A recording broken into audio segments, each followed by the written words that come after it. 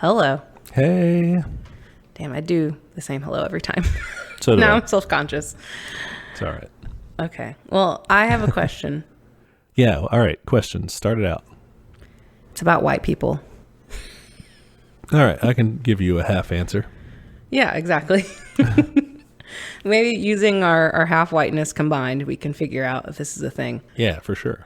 As you know, we have a house now. It has a garage. And my husband, who is white, loves hanging out in the garage. Doing what? Do you have stuff in the garage? Yeah, so we redid it so it's like insulated now, and he got like a little mini AC unit to put in there. Uh-huh. And now all he wants to do, well, we have a pool table in there, so he wants to play pool. But now he's dragging me into it, and we're doing puzzles on the pool table and watching movies in the garage. And I'm just like, this is fine. I like puzzles. Yeah. You know, I'm a big fan. I like movies, but I like sitting on a couch inside. What do you sit on in the garage? I usually have to drag my swivel chair in there, and after having sat on it all day, it just makes me cranky. Do you have a big TV in there? No, it's really little. Man. I don't get the appeal. Is there a fridge in there? I don't know. Like, No, there's nothing. There's bugs in there. is it like a window unit AC too? Yeah, it's like a little guy. I don't even think it's a window unit because it doesn't hang out the window. I don't know what it is. Man. Okay, this sounds... I don't know. I don't like... Our garage doesn't have anything of worth there. It's usually got one or two cars in it, and it's like... You don't... you just... There's no place to hang out. There's no chairs. Yeah. But, I don't know. I guess there's a pool table, which is cool. Yeah, the pool table's cool, I guess. It just confuses me. It baffles me why I would spend my evenings in a garage instead of like on the couch. But some people do this. I see them if we go walking around the neighborhood, people will have like their garage open and will just be hanging out. Yeah. Like they have chairs and stuff, and it's just like a cool place, I guess. I guess. Like a variant of sitting on the porch. Yeah, but we don't have the garage open when we do this because we're trying to keep the AC in. Yeah, It's stupid. I don't know if that's a white person thing, though. I mean, it may be just a quirk, because that's strange. I know that his family did that when they had a garage, so. Yeah. Yep. So, I mean, maybe that's just what they do. Okay. Because I don't know. We don't do that. Abby's family hasn't done that. Those are all the white people we know. That's my main white people that I interact with. My friend, I don't know. I'd have to ask them, but I haven't ever hung out with them in their garages. Okay, listeners, if you think this is a white person thing, let us know. Could just be Kyle.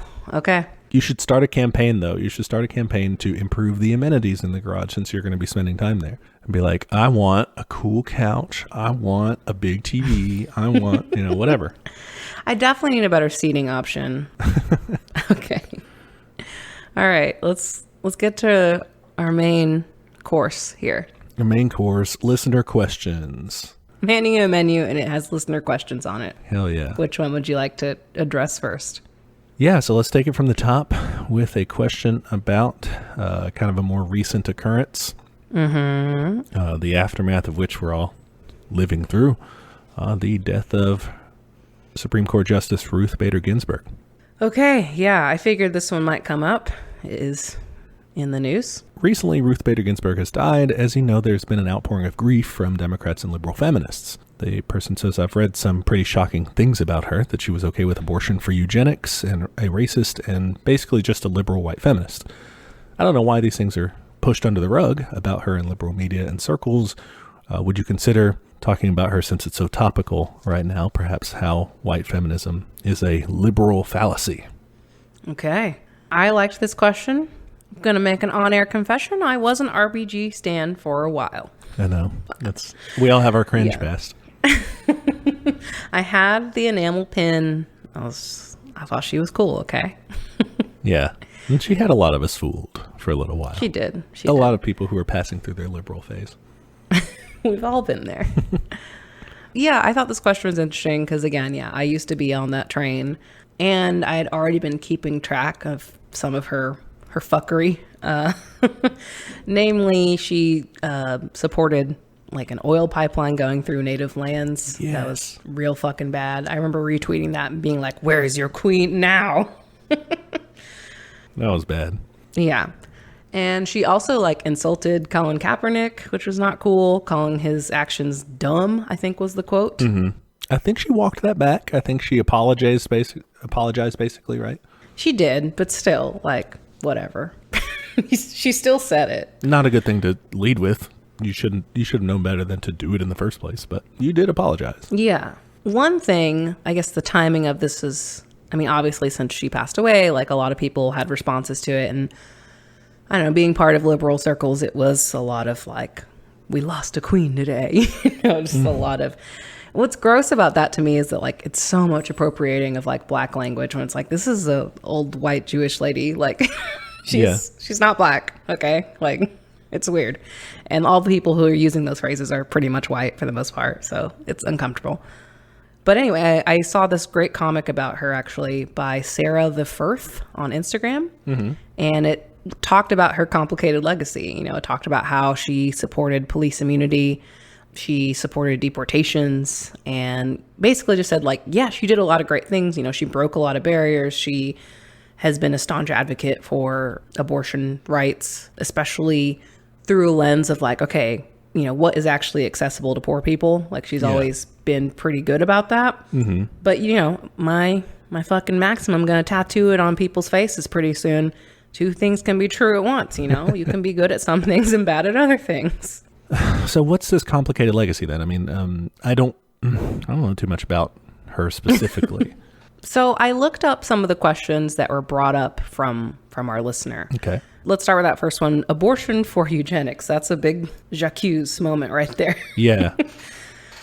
So this comes from an interview with our pal Emily Bazelon. Remember? Oh, Baz. Yeah, old Baz. We used to love the Slate Political Gabfest until we outgrew it. Our liberal phase.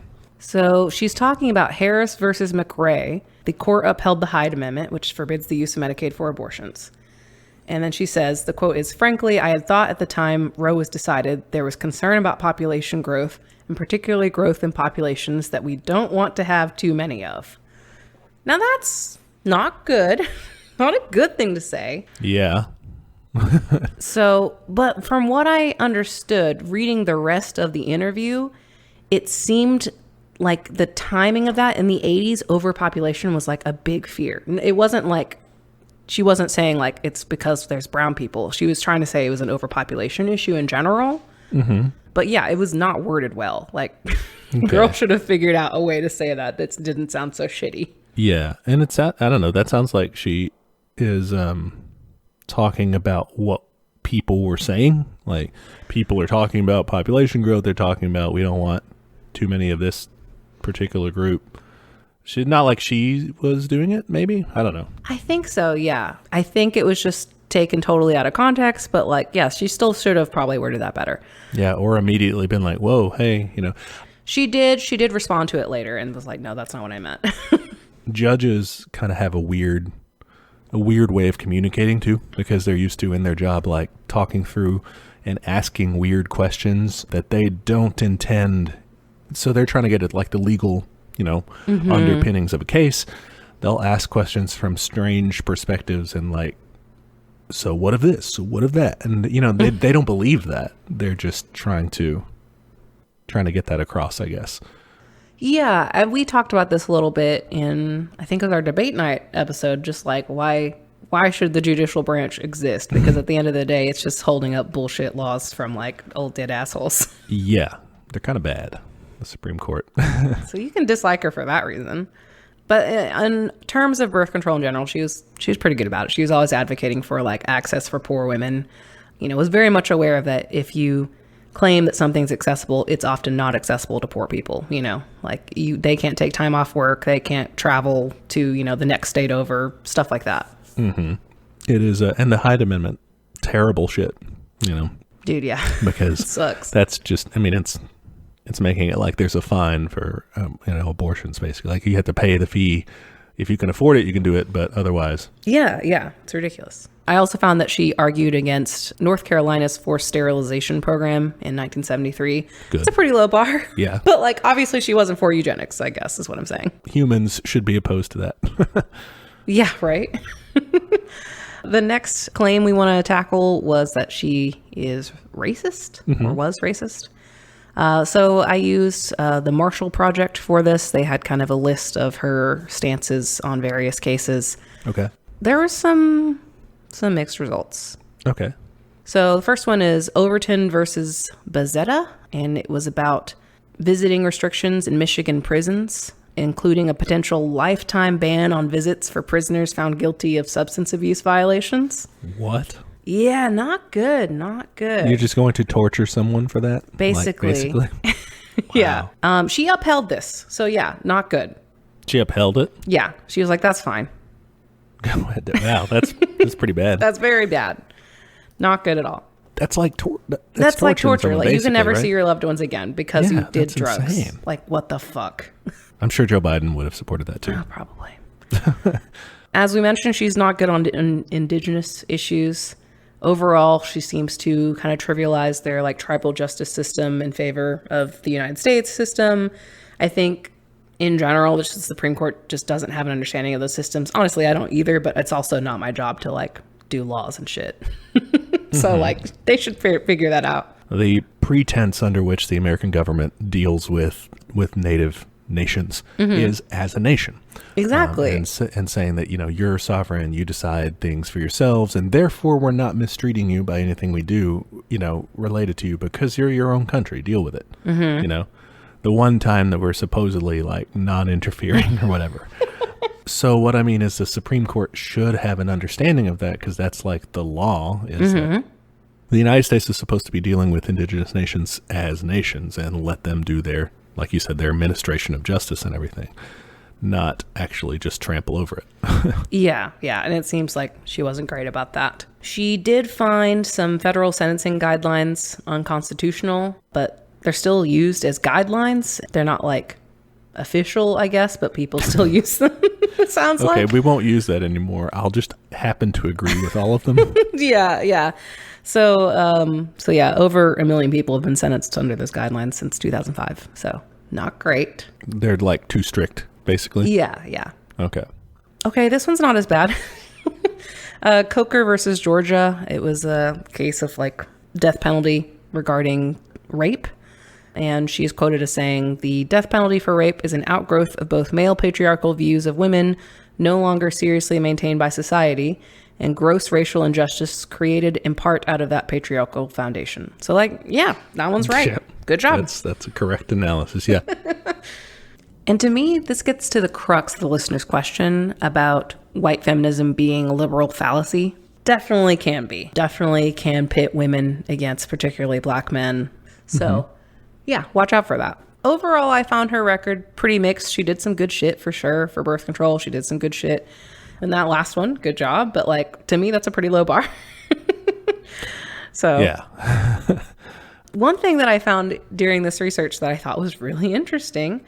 So in the case of Utah versus Strife, it was a Fourth Amendment case, and it was about like there was a drug bust and like the sheriff like did some extra investigating while he was there and stuff like that. So the question was, should evidence seized during an arrest on an outstanding warrant be suppressed because the warrant was discovered during an investigatory stop later found to be unlawful? Okay. So the way this shook out was Sotomayor wrote the dissent, and there was a section that the media has called the Black Lives Matter Manifesto. And basically she just like called the fucking justice system out as being like systematically racist. And she cited like Ta-Nehisi Coates in it. She just really went to town on it and was just like, this is a racist system. It's completely failing black Americans. Like just said some cool shit basically. And RBG did not sign that part of the dissent. Really? Yeah. Okay. Interesting. So not great. But what I thought was interesting about that is that, like, here you have like the first Latina on the court fucking saying like, hey, our system is racist and bad. I don't see anyone calling her queen and, saying she's a hero. So oh no, yeah. People aren't, I mean, I'm sure she's not perfect either, but still, I thought that was interesting. Yeah, that's a fair point. None of, yes, RBG is a white liberal feminist. We haven't had anyone to the left of just liberal reformer as far as a Supreme Court justice goes. I don't think we ever will. It's not an institution where you would appoint someone who's got any sort of radical politics. Yeah, yeah. But still, I just find it interesting that that's who everyone seized upon as their hero. I don't know why people do that. She's progressive, you know? Yeah. Somewhat. But like you said, mixed track record, like we've seen here. But, you know, like with when we're talking about the positions that we've, you know, either she's been accused of with the abortion eugenics thing, which we said wasn't true really, or kind of decisions that involved racism and stuff with kind of that mixed record there. We have had plenty of Supreme Court justices in our history that have actually been for those things, like eugenics even. Like, yeah. We've had Supreme Court justices that have been like, yeah, eugenics is like, that's fine. Obviously, we've had plenty that have been openly racist, of course. Yeah. Because the Supreme Court's been around for so long. But still, yeah, I think it's, as leftists, we really shouldn't admire or hold up as any of our tribunes any of the Supreme Court justices. Like, it's just not an institution we should be backing. Yeah, I think what's frustrating to me is the valorization, you know, even around birth control, saying like, oh yeah, she's like protecting us from it being revoked. And it's like, thanks for the rights, I guess. Like, it's crumbs, you know. It's just like, cool, like, yeah, obviously that should be a thing. Like, I shouldn't have to like fucking worship you for doing that. That goes with a lot of things in our political system. You know, thank you for unemployment relief. I should just actually be able to exist as a person without, you know, someone deigning to give me some scraps to survive. Yeah. Awesome question there. Yeah, thank you for that question. Okay, our next question is from Kayla, a loyal listener. We love Kayla around here. Yeah, shout out. Yes. All right, so Kayla says, I had a response to Bob's collaborative comment. This is in regards to our friend Bob the Capitalist, who wrote in for another listener Q&A. Mm-hmm. He was talking about how capitalism can be collaborative, basically. Yeah. So first, he recommends a song called 16 Tons by Merle Travis. And there's a lot of covers, including Johnny Cash. I know you're a Johnny Cash fan. Yeah. Did you listen to the song? I did. I had heard this song before, both the Merle Travis version and I don't remember all the covers, but I have heard the Johnny Cash version as well.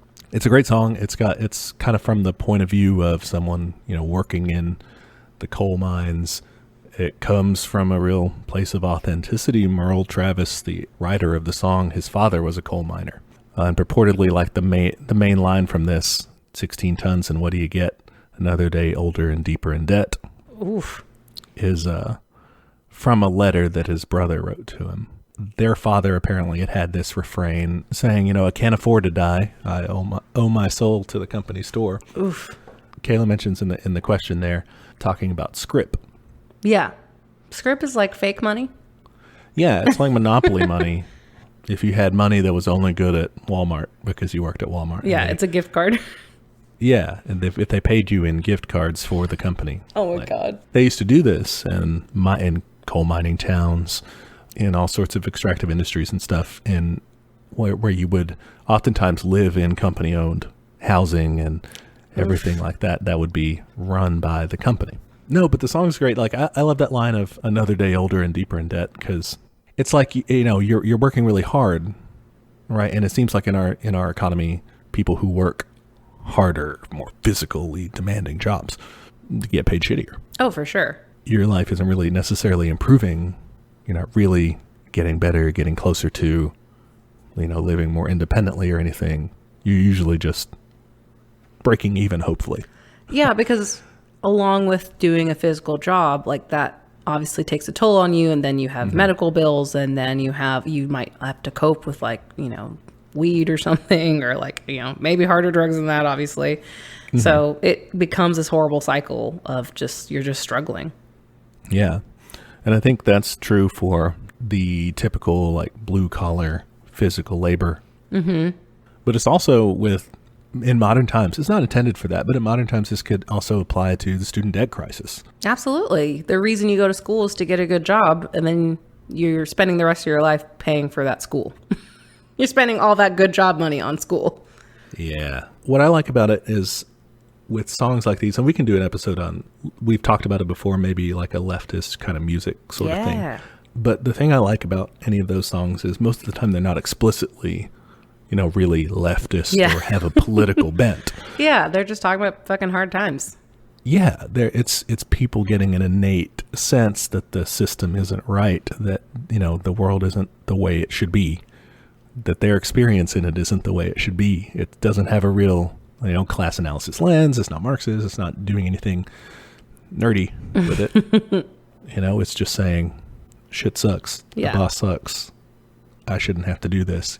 I'm a human. Yeah. But no, on the script reference, because Kayla mentions that, I was reading up on that, and we said that's kind of when you're paid by your company in kind, sort of. So they pay you like some tokens, or so like we said, gift cards basically to buy stuff through the company. This is used to rip people off, to rip their employees off, because you're not going to get paid your market value, right? You're not going to get paid actually as much as you should be. It's worth way less than actual money. And the companies, they'll like run, a company store where this money is good. Mm-hmm. Nobody else accepts this money, so they have complete control over how you can spend it, right? They can jack up the prices. Because, what are you going to do? You're not going to go spend that money anywhere else. Oh, my God, that sucks. It super sucks. What's funny is that, like, people are doing this again now. Like, didn't Facebook do that? Yeah. Facebook tried, is going to roll out its, like, Libra system. Its own, currency or whatever. They're rumored, that they might offer employees a way to be paid, in Libra stuff, which would be, basically script. But now this is technically illegal. Not that, but like company script is illegal now. They outlawed it in the Fair Labor Standards Act of 1938.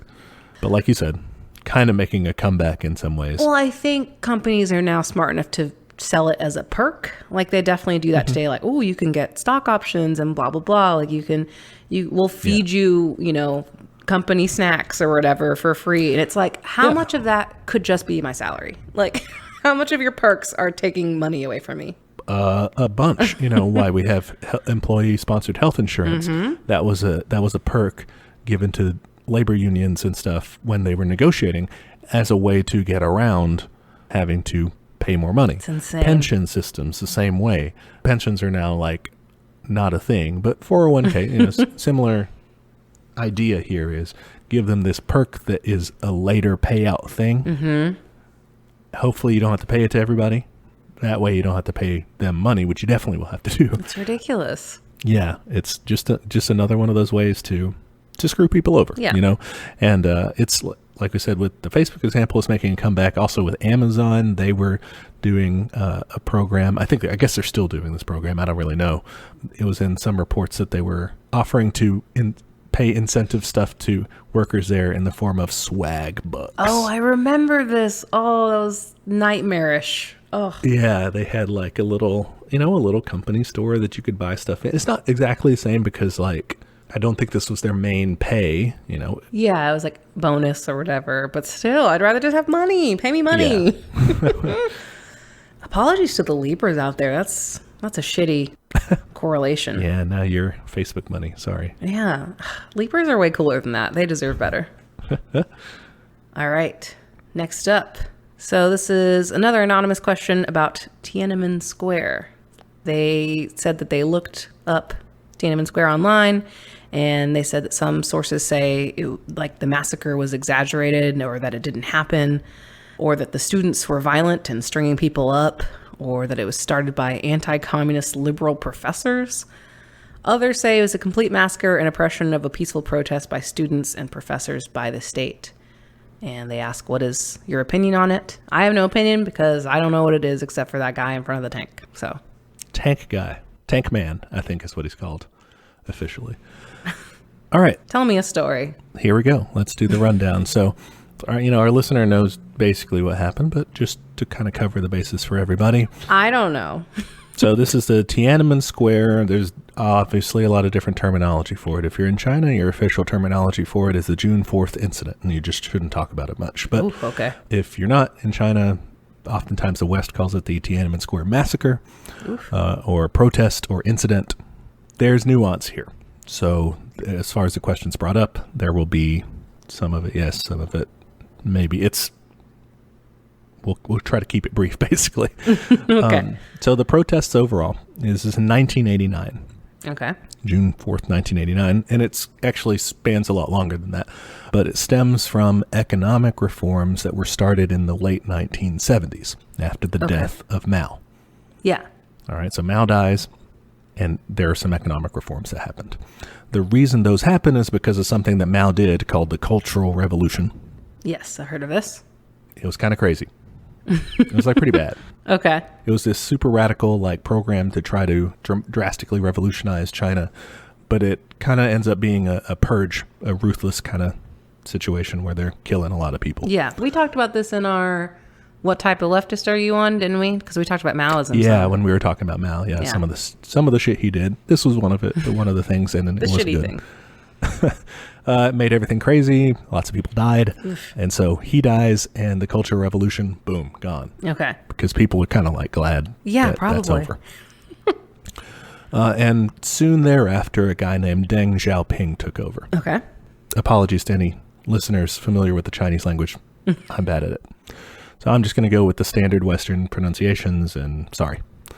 Deng started to liberalize the Chinese economy. Okay, so he's doing these economic reforms.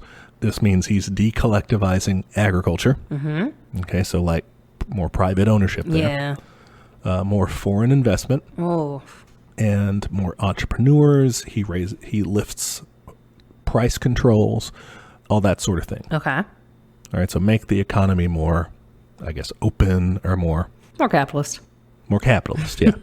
This does lead to economic growth, which literally anything would have led to economic growth if you were ending the Cultural Revolution, because it was crazy. But it also led to more corruption, nepotism, and the loss of job security, because all these state-owned enterprises are now having to cut costs, and so they're cutting jobs. Okay. That's kind of the chaos that's happening there with the economic reforms. And those end up splitting the factions in the Chinese Communist Party. You got some people who are like, yeah, let's do some more reforms. We'll get past this. It'll be okay. Mm-hmm. And you got some people who are like, we've done too much already. Let's roll it back. Yeah. Student protests start to happen. Okay. In 1986. They end up stopping the protests. It's not a violent situation. Okay. What were they protesting about? Just they didn't have jobs and stuff, or what? Yeah, the economic concerns, basically, and the corruption and stuff that was going on. Okay. It wasn't like a broader thing like, hey, let's change the government. It was just let's fix some problems. Okay. In 1986. And there was this reformer guy in the party, in the leadership, but he wasn't in charge. He was just there, named Hu Yaobang. Okay. After this student protesting happens, the government's like, that was bad, dude, and you should have done something better about that. You were too soft on them. You got to resign. Oh, they found a scapegoat. Yeah, he was thrown under the bus for it. They made him resign, so he lost all his power. And then a couple years later, he died. Okay. And people were suspicious. They were like, did the government off this dude? Yeah. Because he, just to get rid of him. What happened? He had a heart attack, and officially it seems like maybe he just had a heart attack. There's no evidence one way or the other. Okay. But he died, and then there were demonstrations, and that's where this whole the Tiananmen Square stuff springs out of, is the demonstrations about his death, because he was a very popular reformer. People thought, this is the guy, he knows how to guide us out of this, blah blah blah. Yeah, they were complaining basically that he was gone, and they kind of took to the streets, and then the movement started growing from there. Okay, that's in April 1989. Okay.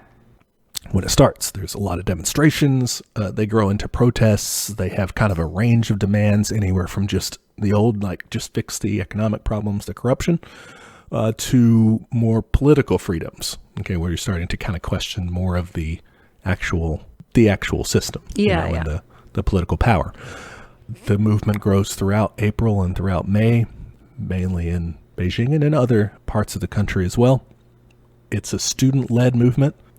They grow so strong that eventually when the government tries to impose martial law in late May and send in like tanks and the military and stuff, Okay. the protesters and stuff actually turn them back. They Oh my God. go up there, they start trying to like get the troops to join them, and they're not like ready to, the military's not ready to go, you know, yet. So they actually end up retreating because they're like, this is too much. They're not just leaving.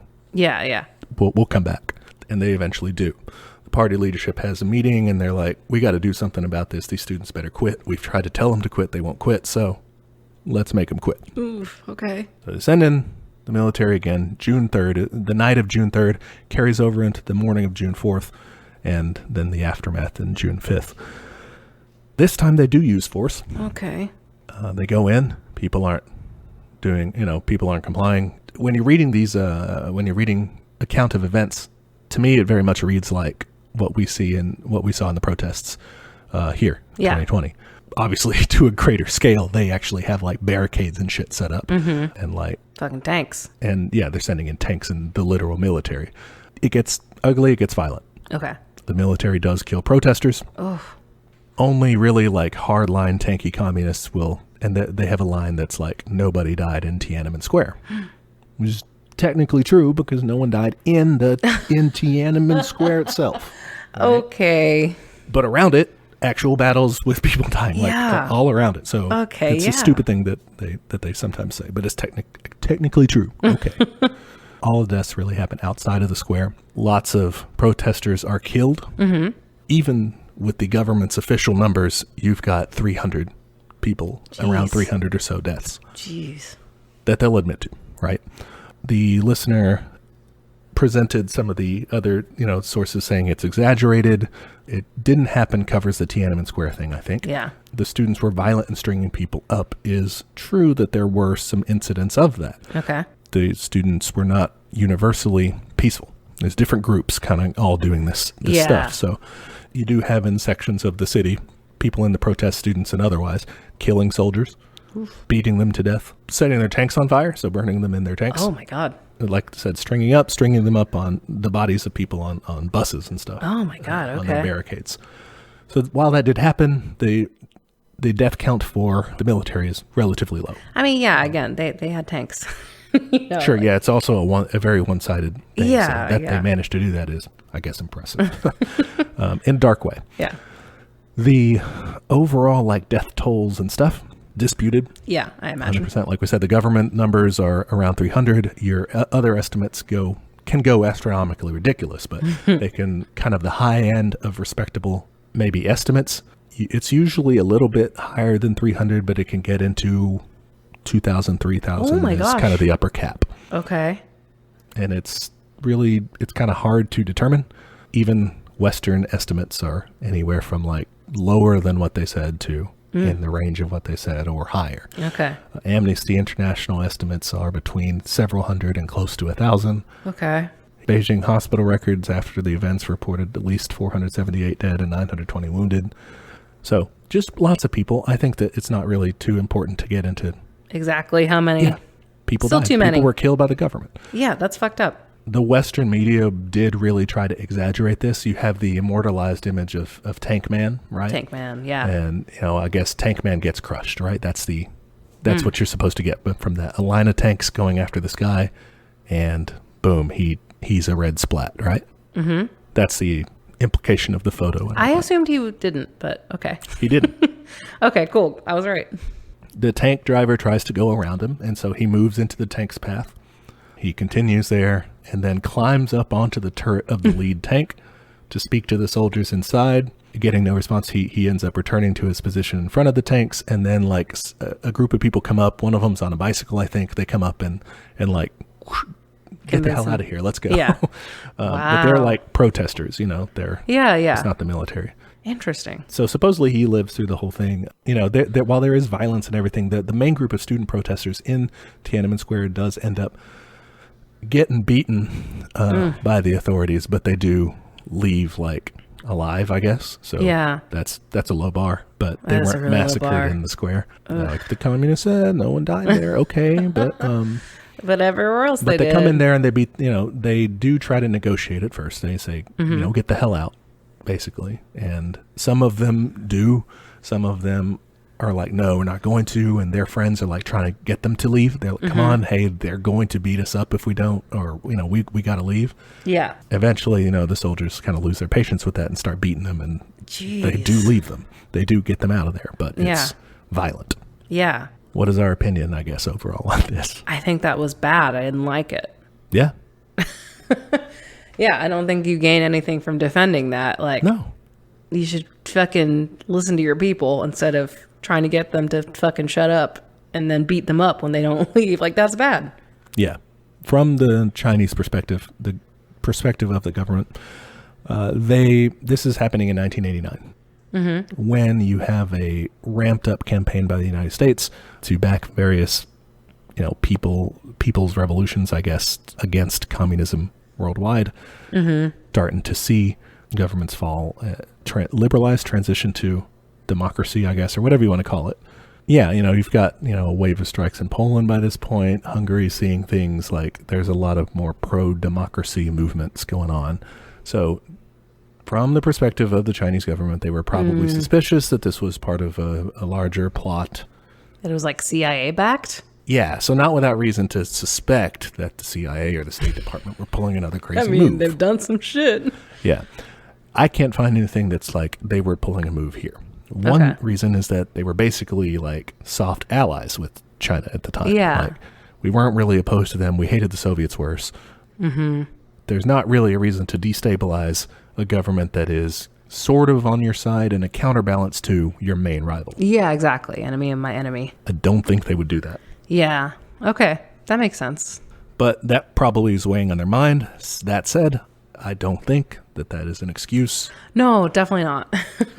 That seemed really bad. I didn't like it. And yeah, it definitely reminded me of protests in 2020. Just fucking throwing people in vans. Like, yeah, we're not running people over with tanks, but we're getting pretty We're running close. them over with SUVs, though. Exactly. Yeah. Like, it's not good. Yeah. So ultimately, our opinion is we think it sucked. We're not going to cheer that on at all, armed Definitely or not. not. If the protesters are killing people, still, you're not going to mow them down with tanks and shit. Exactly. That's the thing. That's the thing about like people getting so upset about violent protests. It's like, well, why do you think they're so fucking pissed? First of all, are you even listening to them?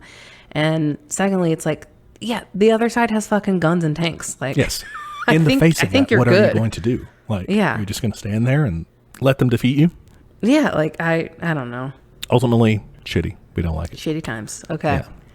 Well, this is a good segue into our next question. Let's see. So the next question is from an anonymous listener about China. And they ask, what is with the one-child policy in China? When did it come about? What was its purpose? And also, was there a lot of female infanticide in the early revolution period?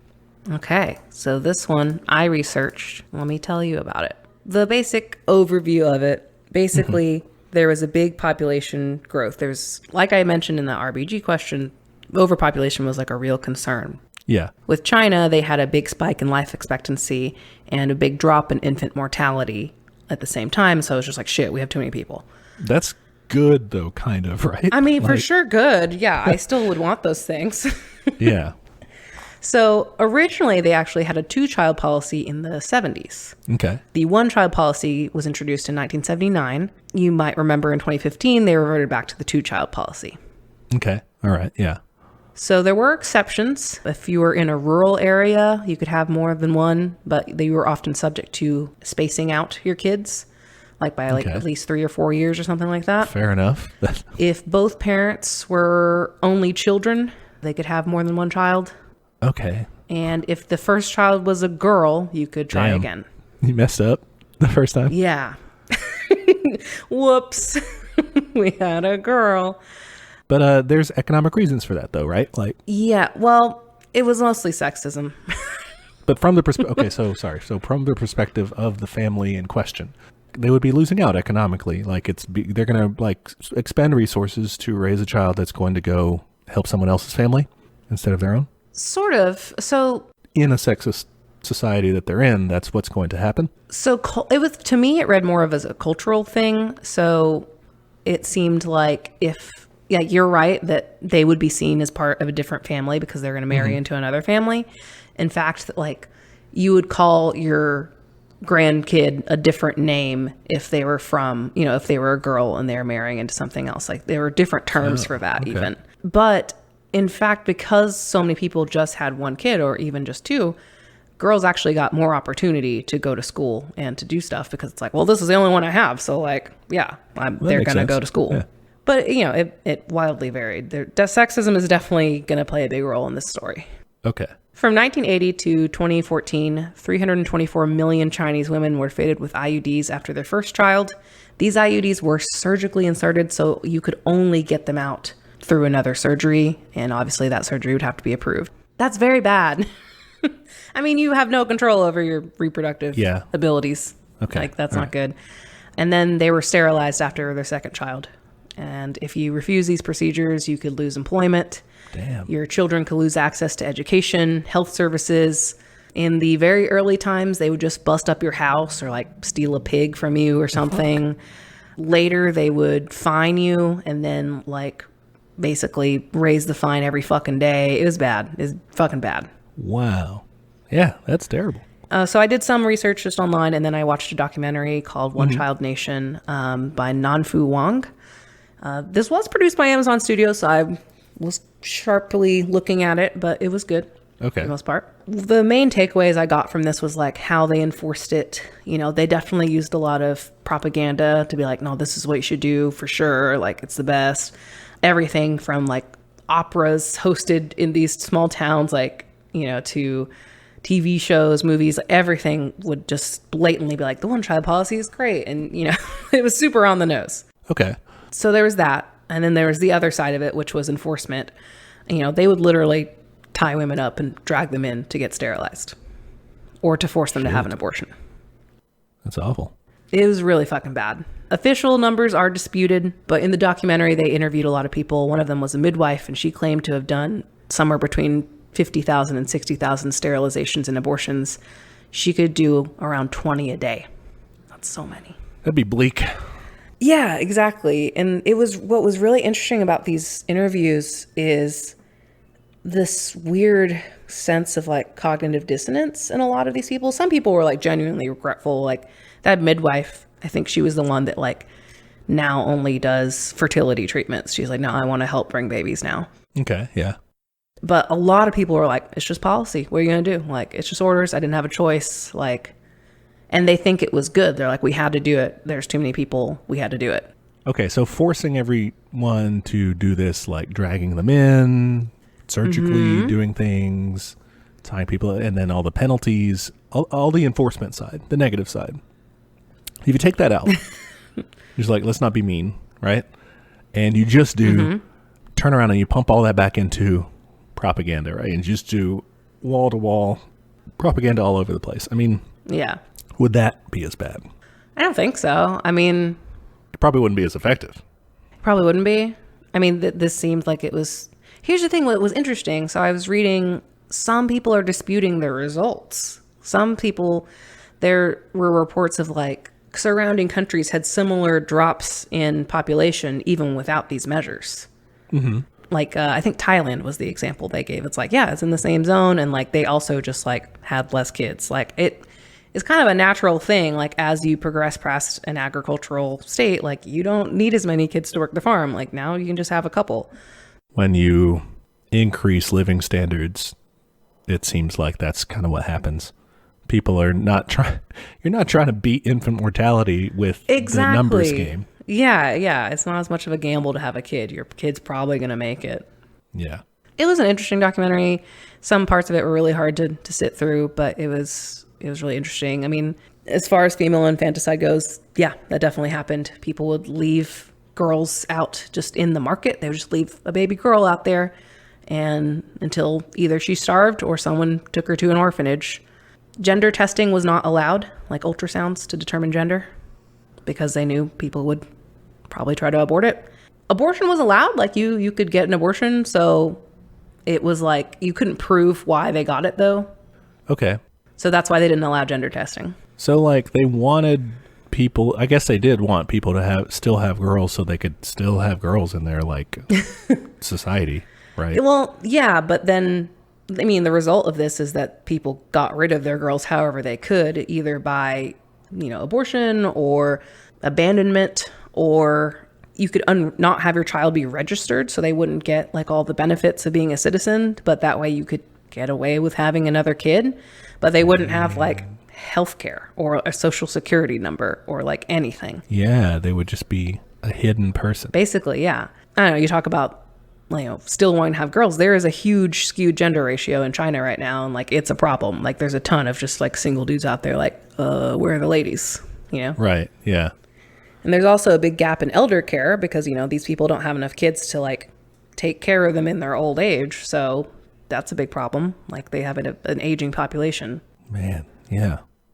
So you said this didn't really change, like, so are those other countries like facing the same? No, they're not facing the same issues of like the skewed gender ratio and the elder care thing. Because their populations just decline the normal way. It just declined naturally, yeah. Another result was human trafficking. What would end up happening is they would find out you had a second kid, the government would come, ask you to pay a fine, and then if you couldn't, they would take the kid and put him in an orphanage. And China started a big adoption program, overseas adoption, and that's expensive, and they made a lot of money out of it, and they'd use that money to pay people to find more babies on like the side of the road or whatever and bring them in. Whoa. Or to pay these orphanages to keep going. So yeah, up to like 140,000 babies were adopted overseas. It also sucked for like the parents adopting these kids because they thought they're like taking them from like they were orphans. And it's like, they fucking weren't. Wow. That's dark. Yeah, it's super fucking dark. Jeez. Okay. So that's wild. So this was your research one, and I didn't know that much about it. So I didn't know, I guess, the more gruesome side of the enforcement and everything, and then the negative effects thereafter. Because I guess I was sympathetic to the idea. Of like, yeah, population growth, that seems like a problem. Yeah, maybe we should have fewer people. And if a society determines, that this is something we should do, okay, I mean, do that. But then the measures needed to make it happen. And then the downside of it and the results, the unintended consequences. Yeah. Shitty stuff. Yeah. One thing that I kind of had a problem with, I guess, in the documentary, and I think this is just because of who they were interviewing, but like there's a lot of equating abortion with murder, and, I don't believe that. So that kind of sucked. But I mean, also these were extreme abortions. They're forced. So like, fuck that. Two, they were super late, some of them. Some of them weren't, but some of them were like really late abortions. Like, we should avoid those. Okay. It would just, they would still say like, oh, like I killed all these kids. And it's like, you definitely killed some, I don't know. Some of that was a little weird. Obviously we did kill plenty of them, but they did kill plenty of them by leaving them out. Exposure or whatever, abandoning them. Yeah, sure. For sure. But no, yeah, you're right. Like the actual just normal procedure part of it was not really killing them. But I mean, the fact that all of that was forced is also fucking horrifying. That's the problem. That's the terrible part. I don't know. It is a good question of like, how do you encourage your population to not have so many kids without, resorting to some bad shit? And it reminded me a little bit of like eco-fascists, because their end goal is pretty good, but like the way they want to do it is very bad. Yeah, so I've heard this term around, and I really haven't investigated it much. What do you know about ecofascism? To me, at least, it seems like it's a lot of putting the blame on individuals. Maybe I don't know enough about it, but from what I've experienced in that, it seems it's like, oh, you need to, fucking not eat meat anymore. Like, we should just make a law. Like, you can't eat meat, and just shit like that, And I don't think it goes for corporations hard enough. I have a problem with that. I think when you talk about overpopulation as a problem, I think people really enjoy pointing to other countries as the source of problem. Like, oh, it's all because of India. It's all because of China. Like, but it's like, if you look at who's actually producing the most like greenhouse gases, it's us, guys. Like, it's the United States. So I don't know. It stinks of racism. It stinks of ignoring the root causes of, actual climate change destruction, which is mostly corporations. But yeah, putting the blame on regular people when, like you said, well, it's the corporations, man. They're the ones fucking it up. Yeah. It's corporations here, it's corporations in other countries as well, but like, what can we control? And I think that's where maybe the fascism part of it comes into play, is advocating for a fascist type government, an authoritarian type system that's going to say, this is what we're going to do, and they're going to fuck people over. Yeah. You know? I don't know, like you were saying before, like, yeah, what if it was all your apples were put in the propaganda basket? I don't know if it would have worked, but it would have been a better option for fucking sure. You know, like. Well, yeah, better than what they were doing with all the forced stuff. Yeah. I mean, for me, I would say, you know, if this is a legitimate concern you would have, definitely supply more options through culture. Like, I think particularly in the Western state, I mean, I guess everywhere too, there's a big pressure to have children. And I honestly think people should start out more neutral on that and say, you know, do you actually want that or not? I think part of it is social in that way. Part of it's genetic. We do have a biological imperative that's governed us for thousands of years. I know, but I don't put a lot of stock in that, because I'm just like, you can just not. I mean, anytime someone says like, I don't know if I want to have a kid, I'm like, all right, tell me, why do you actually want to and why do you not? Because like, that's a valid thing to wonder. For sure. Yeah. I don't want to argue that like humanity is subject to its genetic destiny or anything like that, because like part of, you know, and that's when people get into human, you know, human nature, and it's like, oh, well, we're just, you know, we can get past that no matter what our genetic disposition is. Sure. Yeah.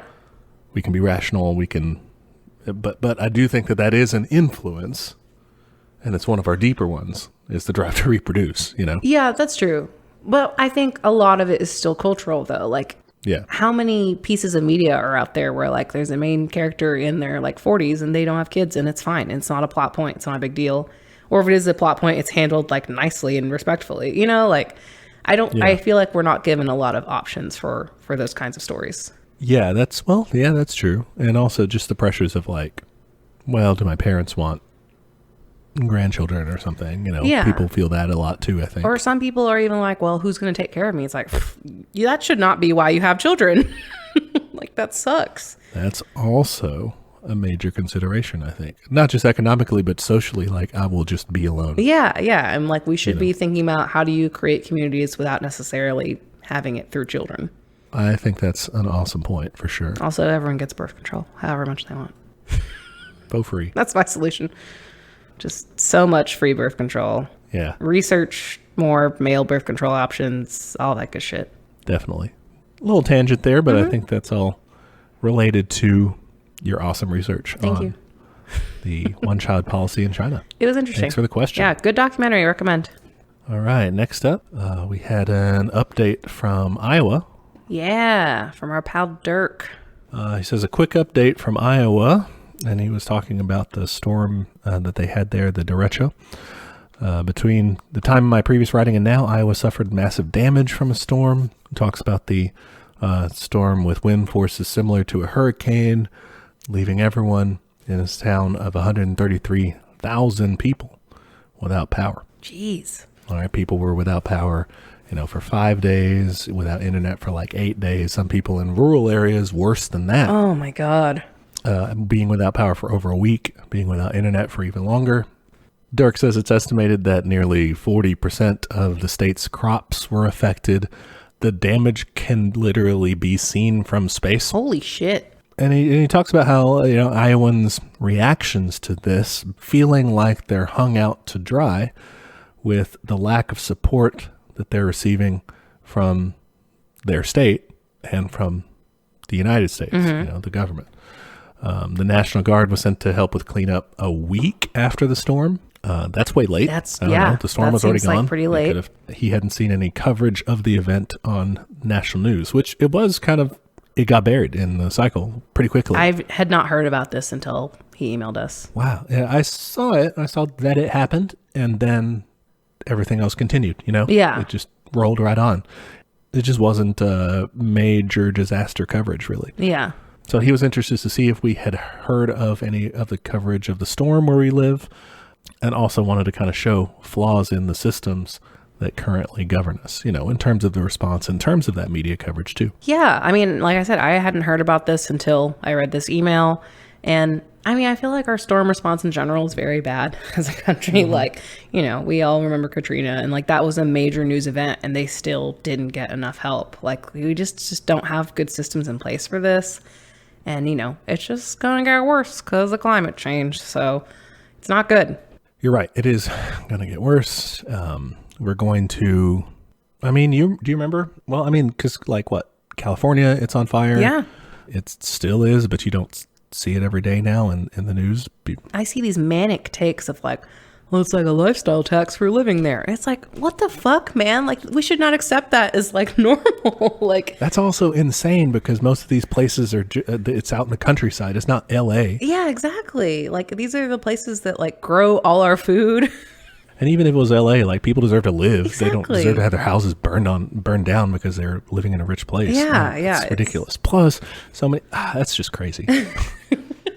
And so with here, though, you have kind of the opposite almost. It's like, well, this is just flyover country. Yes. Yeah. Or it's just the Midwest. Yeah. What is even there? Which I've been guilty of saying. Yeah. And it's incredibly valuable to the nation's food supply. And it's just human beings existing. You just care about humans.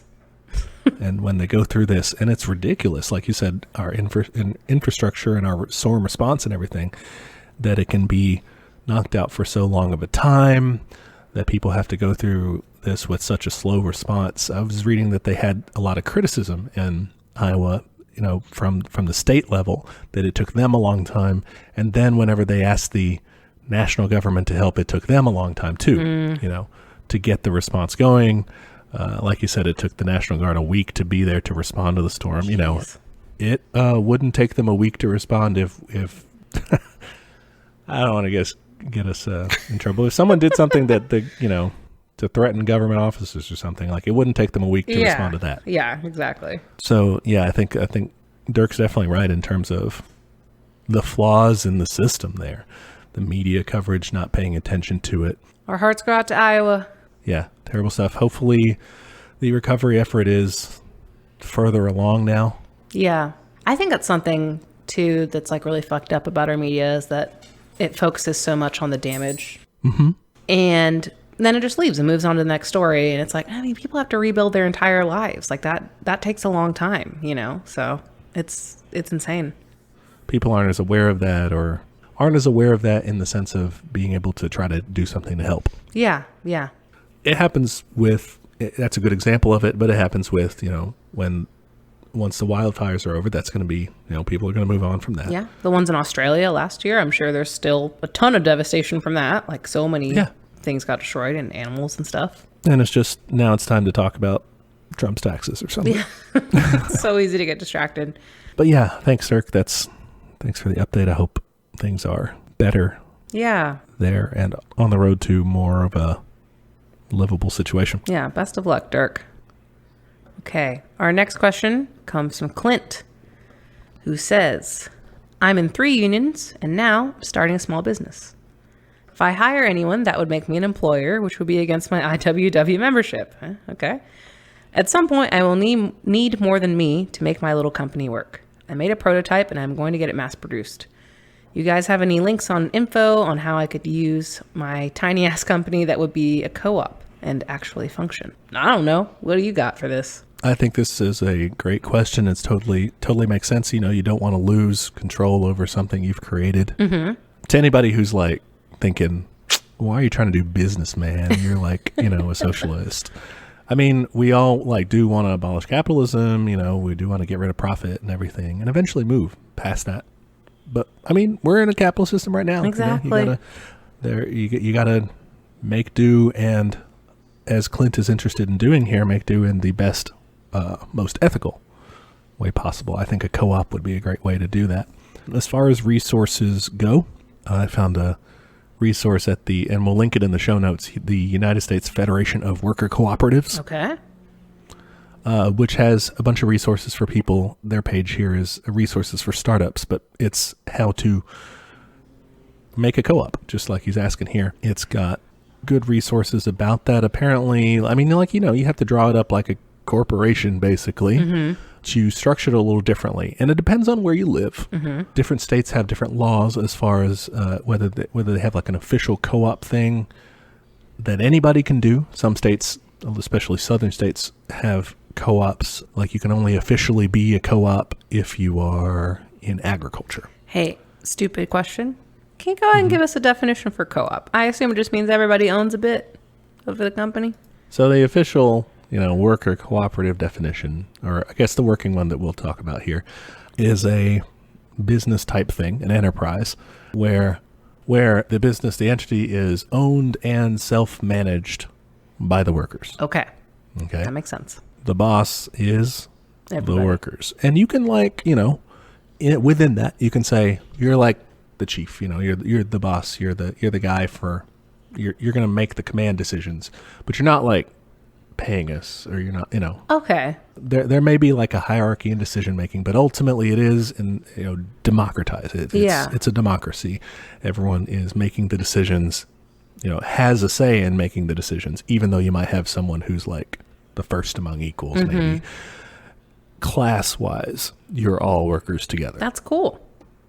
So it's basically, I mean, it's like working on a collaborative project with someone. It's like, okay, like I'm the designer, you're the marketing person. Wow, I'm really familiar with only one form of business, huh? That's fine. We know what we know. People say America's all about democracy, all about governing yourself. Well, here you're governing yourself at work. There you go. When I was reading about it, there was a lot of complicated stuff about like incorporation, setting up your business. Yeah. LLCs and all these terms that I'm not familiar with. Clint, you may be more familiar with that, and you may have to become more familiar with that if you're not. It seems like they have guidance in terms of setting up bylaws and stuff like that to make the whole thing to where you're a worker cooperative rather than an employer, so that you can stay in good standing with that awesome organization that you're already in, the International Workers of the World. Nice. Wobblies everywhere. Y'all are great. Yeah. The main thing is that you're not employing people. You're not saying, I'm going to hire you and fire you, that sort of thing. You're entering basically into a partnership of some sort. But I think that's great. Trying to find a good way to do that, That's awesome. Next, we have a question from Luke. They have two questions. The first one, I guess I will tackle, is asking if we get any pushback about the show. And he's just curious about some of the crazy stuff people say.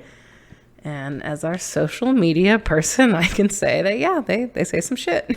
Okay. Yeah, I don't, I am blissfully unaware of it. So Congratulations. Ruin my bliss. Tell me, what have we got?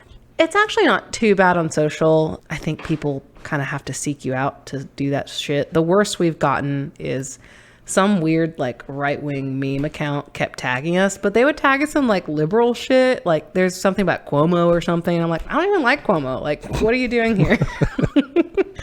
So that one was weird. I just blocked them because I got tired of being tagged in random shit. Yeah. I would say a lot of our pushback comes from reviews. Mm-hmm. So we get a lot of reviews along the lines of calling us biased. So Yeah. yeah, we've talked about this a little bit before, but basically everything's biased, like everyone has a bias. Ours is leftist. I thought that was pretty obvious based on the art and the name. And yeah, I guess we didn't explicitly say we're trying to be leftist, but we are. So spoiler. But yeah, you're right. Everything has a bias, whether it's a left-leaning bias to various degrees, whether it's right-wing to various degrees, or whether it's a centrist bias, which is a bias. Yeah. I think that's kind of a false equivalency of being centrist means you're like somehow neutral and smarter than everyone. It's like, no, man, like you just choose not to see certain things. Yeah. And then really to talk about something being completely unbiased, you're talking about statistics, maybe, and not drawing any conclusions from it, but just like raw numbers. Yeah, which would be a boring ass show. Yeah. Once you start drawing any sort of conclusions from even just cold statistics, you start getting into interpretation, into bias. So I don't know. We get a lot of things along that. It's like, no, this is totally a skewed portrayal of communism. Doesn't talk enough about the downsides, even though like I feel like we regularly shit on like Stalin and stuff like that. Sure, but we don't do it enough. We don't say, even though we spent good portions of our episode saying, well, here is the downside. We don't like that. And it's not all Stalin. I mean, we criticize various aspects of what socialist states have done in action. Mm-hmm. Yeah, I mean, they're not going to be satisfied until we say that, that communism has killed 300 million people or something, They won't be happy until then. So I know one of the reviews, this is one of my favorite ones. This is going to make me sound like an asshole if I say it's my favorite one.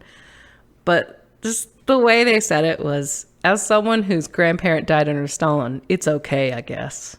And I'm like, we hate Stalin around here. Yeah. And also, like, I just don't get the point of that, man. I'm just like, okay. Well, it's to, claim credibility, discredit others when you say, oh, I'm personally this, so don't try to tell me otherwise. It's just weird. It's just like, what did you expect coming here? And like, like, I think I said this last episode too. It's like, if you want something else, look, anywhere else. Like the whole point of this is to try to combat the other side propagandas, which is what we get all the time. Mm-hmm. Yeah, there's plenty of it out there. There's plenty right wing. There's plenty center. There's plenty normal liberal. Mm-hmm. There's a lot of stuff, dude. Check it out. Yeah. But if you want communist leaning stuff, that's us. Yeah. I mean, I don't know. I feel like after every, episode, for the most part, like we'll say, yeah, what did you think about that? Like in this episode, we did it. And it's like, yeah, we didn't like that part with the violence and the being mean to people. Like we weren't into that, Mm-hmm. Yeah, I don't know. Maybe we could be more critical. And I think we always muse on that sometimes. Like, did we do enough criticism? Yeah. But we're not perfect either. So, I mean, there's that. Well, it's interesting to me as a person who is assigned female at birth and on the internet. I would say I get way more pushback when I post on my main feed. Yeah. Yeah. Like I remember I had made some like artwork supporting Bernie and like supporting socialism and stuff like that. And got a lot of mansplainers in my comments. Oh, so nice. Yeah. And it's part of being a person on the internet.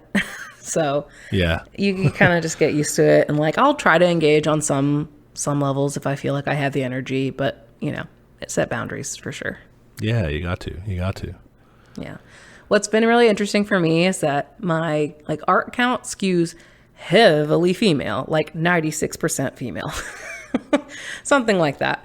And our podcast has a ton of male listeners, and like I'm just so not used to interacting like with men online because that just doesn't happen very much in my normal space. So yeah, I've definitely, it's a new experience for me, but everyone's been nice so far. So like, thanks guys. It's interesting. Like I remember one listener messaged us. It was a nice message and stuff, but they asked like, they said something along the lines of like insinuating that you were the communist and that I wasn't or something. And I was like, no, we're both communists. Like, I don't know which episodes you listen to. Yeah. Maybe it's like in the first one, cause like I didn't know very much stuff, but yeah, I guess. I don't know, it's interesting. All right. And the second part of Luke's question, they added this question in, a possible question would be, what have been the effects of patents on capitalism? I've heard they're important to allow innovations to get a leg up in establishing new technologies, while some say they don't allow for a truly free market. So how would we handle innovations in a socialist society? It says the issue would be important in our march toward communism. Okay. Patents. What do you think about patents? I think they can be used for a lot of fuckery. Yeah. Like a lot of patent law to me seems a little ridiculous. I think it gets in the way of a lot of things. Like, I don't know. I'm suspicious of it. I mean, like, yeah, I want to credit people for their work, but I don't think it should be like there's some bad shit has happened because of it, right? I think so. I definitely think it does have some downsides, even within a capitalist framework of locking up the system or preventing developments from happening because you place a roadblock on only these people can do that because they've got the patents, for it. Yeah. Especially when you get into people patenting medical technologies. Exactly. That's what I worry about. Or like even they've tried to, I don't remember if they succeeded or not, but patenting like genome sequences on like crops and stuff. Gross. Yeah, it's like we're going to patent this life form. Nasty. But no, I mean it's essentially kind of like being a landlord but for intellectual property. This is mine. Yeah. If you use it, you have to pay me, and you don't necessarily have to do anything with it. You just own it, Mm-hmm. So within capitalism, I think even it causes some problems. But on the other hand, without patents in place, without intellectual property and stuff and copyright laws, all those things, you do run into a problem of people just taking work, taking credit for it, taking your money. Yeah, I don't know how to fix that. One good way to fix it would be if we have a socialist society where things are decommodified. You don't need to spend as much money on things. You do work, but you work to produce things. And then you then get the fruits of your labor from that. You don't need to sit on an idea like that because the profit motive isn't really it's not there. Okay. Like the whole reason to steal someone's idea is to make some money off of it. Mm-hmm. But if you don't need to do that, then you're good. Yeah. No one's going to steal your idea. Having your idea all your own is not really useful anymore. It's better for society, which means it's better for you because you're only getting the fruits of society altogether, right? It's better for society if your idea is widely spread. Technological advances are made because of it. And you get that your portion of that redistributed to you is now bigger because of how society was able to advance. Because you made the system work better. Yeah. Interesting. Under socialism, right? Yeah. If you were looking at more of a market socialism, a Bernie Sanders style kind of New Deal thing, or beyond what he would do, right? A more socialized system. Okay. Basically, there are markets and stuff, but heavy redistribution, big social safety net, all that, right? Yeah. You could make an argument maybe you do still need strong patent, copyright laws, all that, because people are still basically running businesses. People are still trying to make a profit, buying things in markets.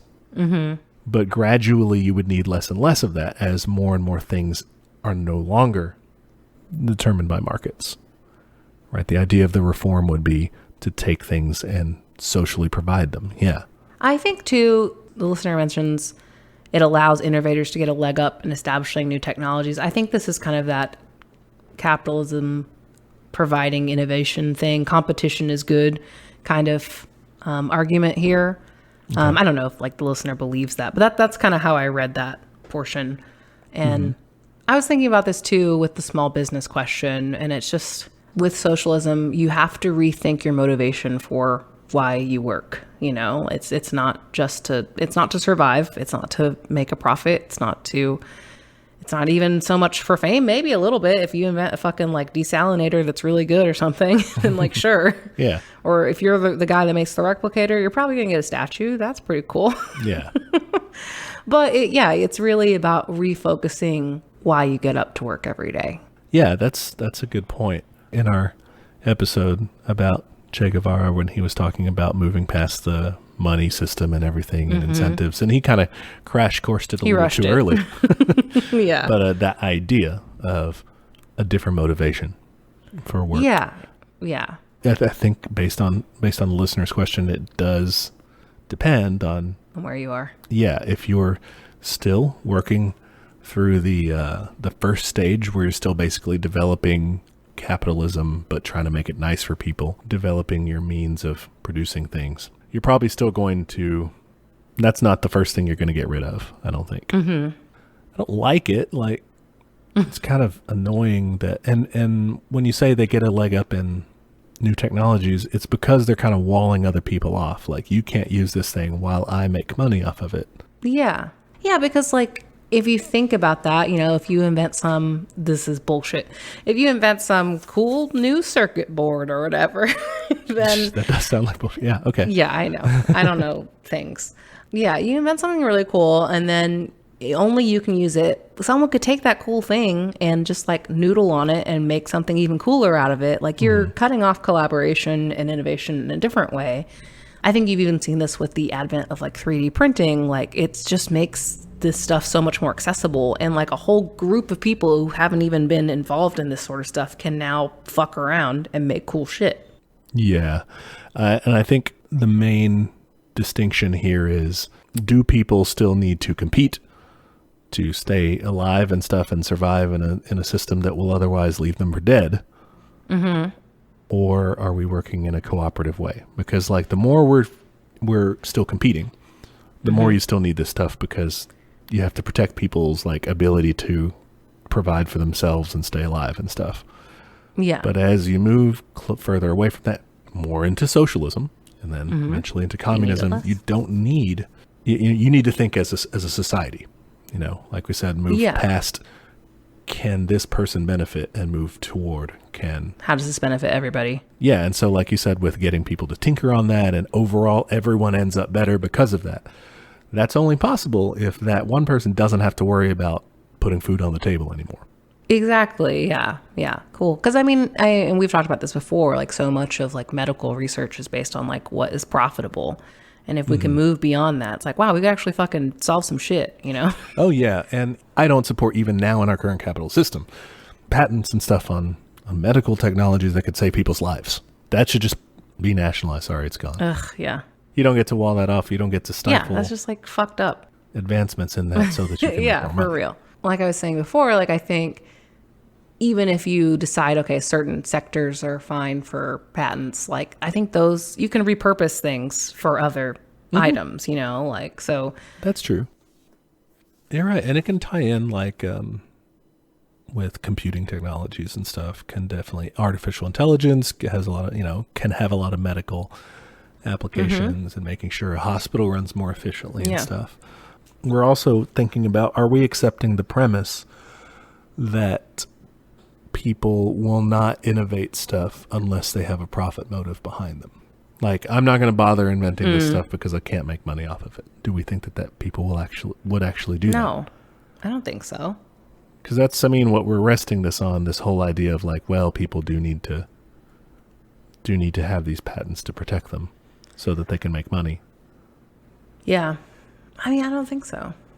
I think there is an innate human desire to create, and I think if you're of the science mind, which I am not, but I really like people who are, then I think that's what you want to do, and like hopefully like you're motivated by helping people. To tie it back to the question, we would say innovations in a socialist society. The more and more socialist you get, right, the more actually 100% socialist that you get, the less protections and stuff you would need on that? Yeah, I would hope so. I think it should be more open source, basically. Yeah. You should definitely get credit for anything.